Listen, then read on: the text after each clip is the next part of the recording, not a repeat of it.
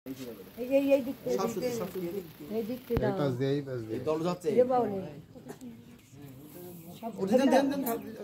সব দিলে বলো কিনবেনি ওই তরফদার সবটা পাকে দরকার নেই সবটা পাগলি পরে কাছে দিয়ে দেব আচ্ছা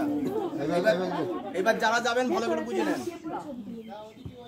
এই যাবি তো 5 বাড়ি হোক 7 বাড়ি হোক 3 বাড়ি হোক ভিক্ষা করবে ভিক্ষা করার পরে